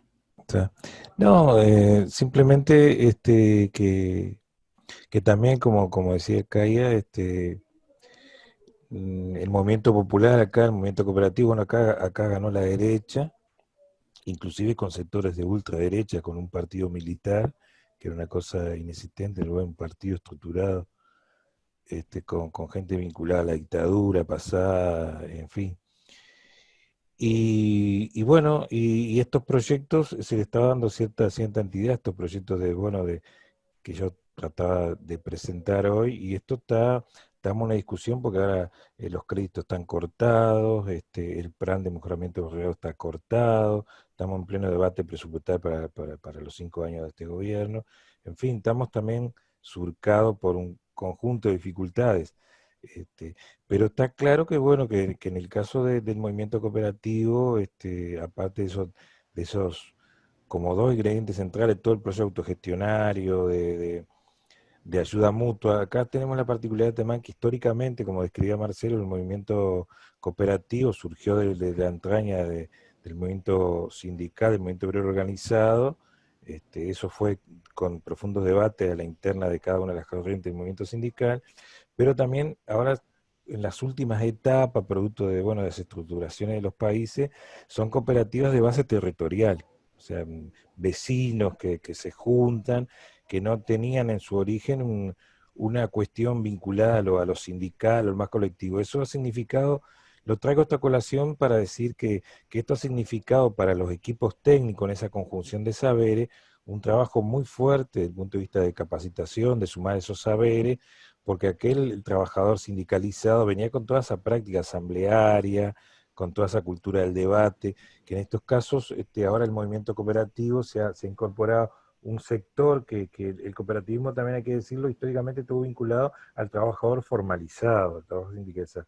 Bueno, ahora ese trabajador sigue estando también en el movimiento cooperativo, pero también se le dio cabida a lo que nosotros llamaríamos, digo en un término que se usa muy a menudo, que todos vamos a conocer, sectores vulnerados, sectores de repente que con enorme dificultad. Bueno, eso también hoy integra, porque además las políticas habitacionales hasta el momento en el Uruguay incorporaban a esos sectores, y además había un subsidio, una vez que construía y había que devolver el crédito, esos sectores tenían un fortísimo subsidio, digamos, al tema de la permanencia en la vivienda, porque el eslogan aquel de construimos para nosotros y no para que venga otro. De manera que quiero significar que, bueno, que de alguna manera el componente organizativo ahora siempre fue muy sustancial, ese diálogo constante, no sin conflicto entre los técnicos y los pobladores, porque acá están separados los roles. Una cosa es el equipo técnico y otra cosa es el colectivo, eso está separado, se complementan, bueno, eso tiene su sinergia, tiene sus dificultades, tiene que a veces, bueno, la cooperativa quiere hacer de equipo técnico o el equipo técnico quiere hacer de cooperativa. En fin, pero digo, hay un conjunto de cosas que de alguna manera están presentes en cada uno de estos proyectos, y creo que hay que trabajar fuertemente en fortalecer esas capacidades de los equipos técnicos, y a su vez ese diálogo que es fecundo, fundamental con los profesionales y los pobladores o las cooperativas.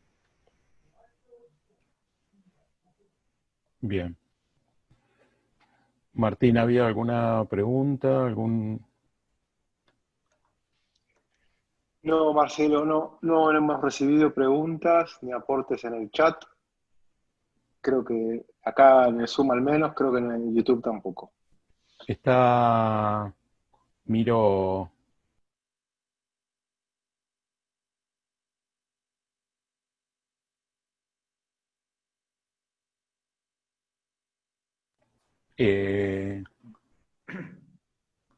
Había un compañero ahí que Sí, pedía... perdón. Hola, ¿qué tal? Bueno, buenas tardes. Realmente muy buena presentación la de los tres. Me pareció realmente muy interesante.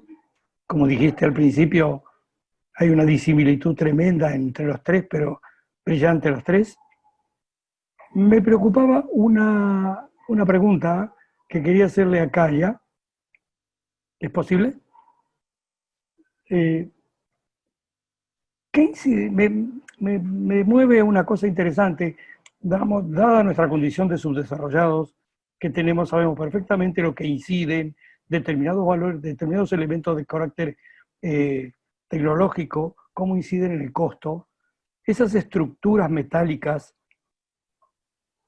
¿cuánta incidencia tienen en el costo y cómo lo resuelven? Porque realmente no es fácil, es decir, para nosotros, sobre todo ese proyecto final que mostraste, donde casi el 80% es hierro, ¿verdad? Era eso nada más. ¿Ya puedo contestar, Marcelo? Sí.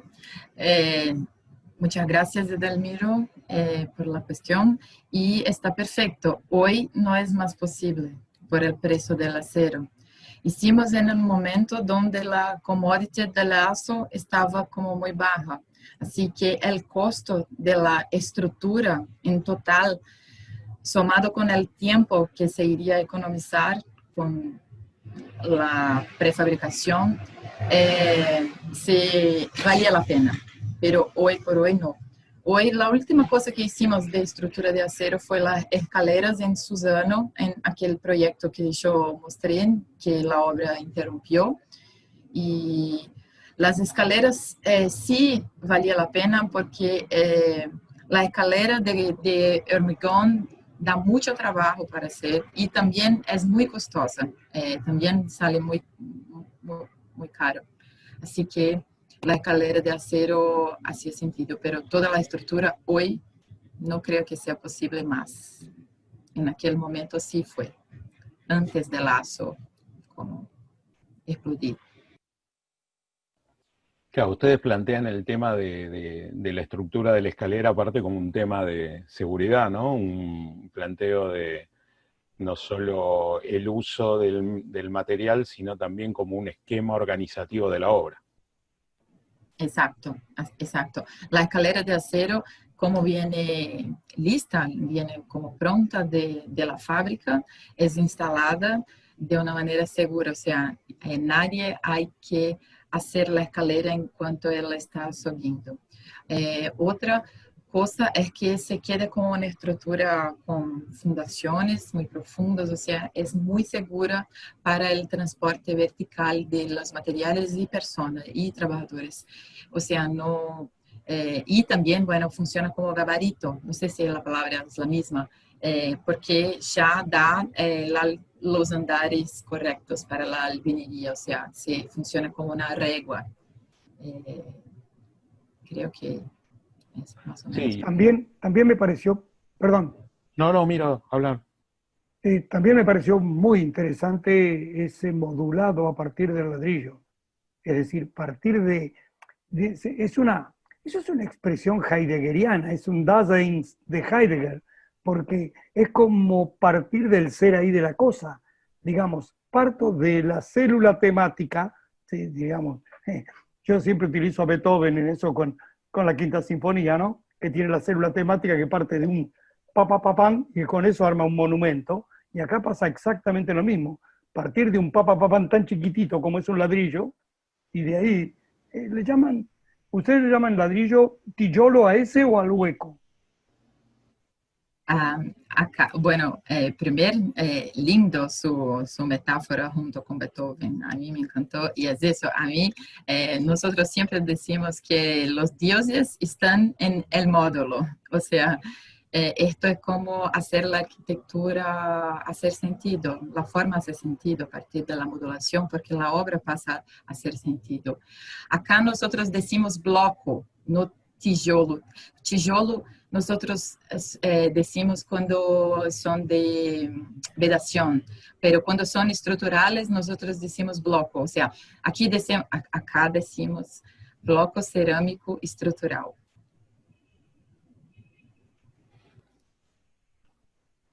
Marcelo López estaba pidiendo la palabra, me parece.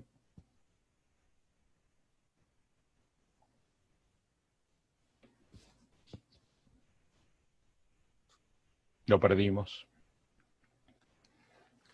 El tema del ladrillo, ¿no? El tema de la experiencia que contó Nahuel, ¿no? El ladrillo de adobe, todo ese trabajo. El ladrillo de calla del módulo, y también en Uruguay el uso del ladrillo en las cooperativas es como la marca, ¿no? De todas. Bueno, no sé si habrá alguna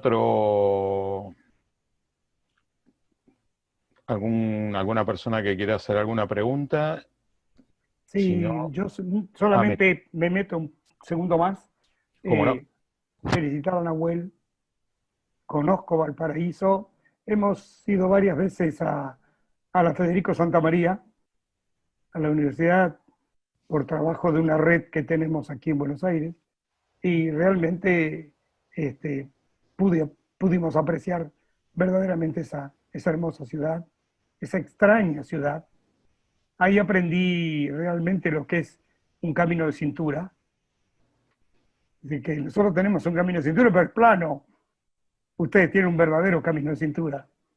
Y bueno, y la experiencia que ustedes han realizado me parece muy buena. La uruguaya, pido disculpas, Darío, no me asombra porque hace 40 años que voy a Uruguay todos los años.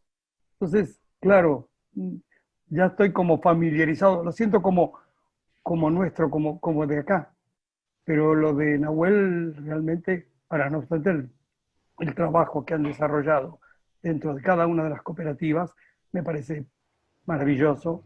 Como bien dijiste, Marcelo, estamos más o menos en la misma línea. Nuestros trabajos que hemos realizado en las villas aquí en el conurbano bonaerense es parecido. Hemos trabajado en la misma comunidad. Inclusive el proyecto Rehabitar, que Domingo trabajó, se hizo así, trabajar con la gente, para la gente y en la gente. Bueno, perdón por la lata, pero era esto lo que quería felicitar a los tres.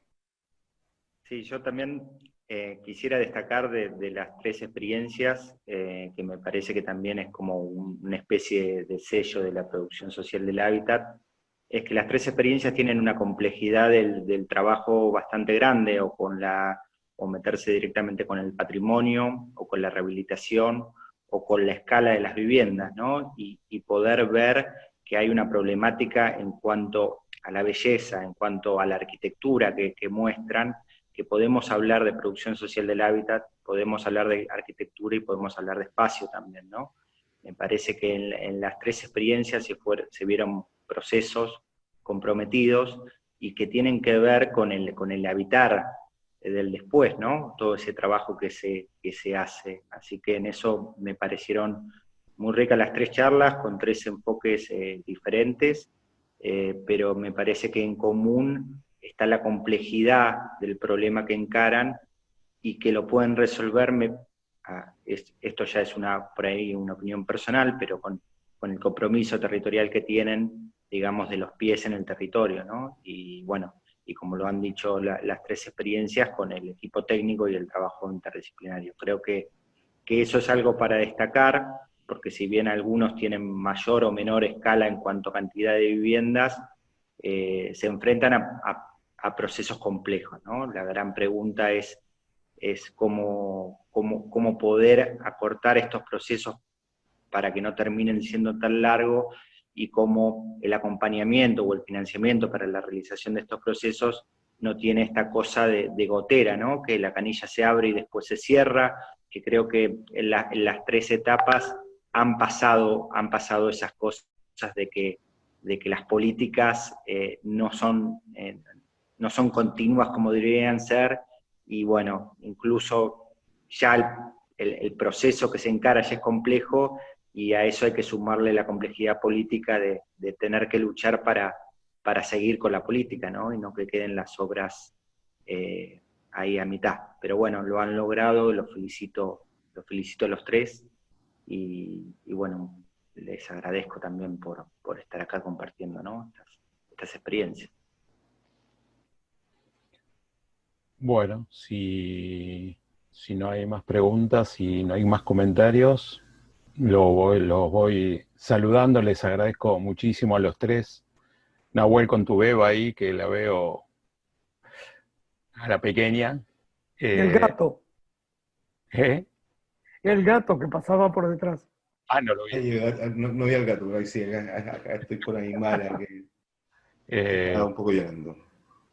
Bueno, muchas gracias, Nahuel. Muchas gracias, Darío. Muchas gracias. Bueno, el placer de estar con ustedes. Fue muy lindo poder juntarnos. Kaya, como siempre, muchas gracias por siempre estar predispuesta a participar y a hacernos conocer esa experiencia que tienen, que es impresionante. Las tres gracias a vos. Que fueron muy lindas. Y bueno, y comprometer a la sociedad central para que cuando termine la pandemia los traiga a los tres a Buenos Aires y hacer algo presencial. Me imagino que esto está para evaluar, pero me parece que estaría buenísimo. Nos gustaría retornar, estamos cerca. A Buenos Aires vamos encantados, como sea. Hacemos rápidamente todo se un ida y vuelta. Un ida y vuelta hacemos. Serán muy bien recibidos, y también felicitaciones a Marcelo por organizar esto. Sí, excelente. Bueno, muchas gracias a todos, muchas gracias al compañero de la comisión y muchas gracias a los tres. Gracias. Chao. Un abrazo. Buenas noches.